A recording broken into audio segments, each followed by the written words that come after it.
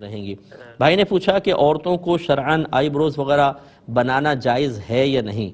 تو دیکھیں بارہا اس کا جواب دیا، نبی کریم صلی اللہ علیہ وسلم نے چہرے کے بال نوچنے والی عورت پر لعنت فرمائی، اور اس کا اطلاق بھووں کے اوپر بھی رکھا گیا ہے۔ تو لہٰذا علماء نے ارشاد فرمایا کہ اگر کوئی عورت قبول صورت ہے، وہ حسین بننے کے لیے یا پہلے ہی خوبصورت ہیں مزید خوبصورت بننے کے لیے اس طرح کریں تو اس وعید کا شکار ہوں گی کہ ان پر اللہ تبارک و تعالی کی لعنت ہوگی۔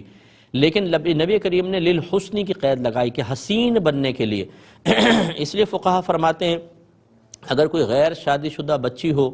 اور اس کی بھویں ایسی ہوں کہ اس کی وجہ سے جو رشتے کے لیے دیکھنے آتے ہیں وہ اس کو پر مطلب آبجیکشن کرتے ہیں اور اس کی وجہ سے رشتے کا انکار ہو جاتا ہے، یا شادی شدہ عورت ہے اور اس کے شوہر کی اس کی وجہ سے بے رغبتی پیدا ہوتی ہے، شوہر کے قلب میں بے رغبتی پیدا ہوتی ہے، تو انہیں بقدر ضرورت اپنی بھووں کو سیٹ کر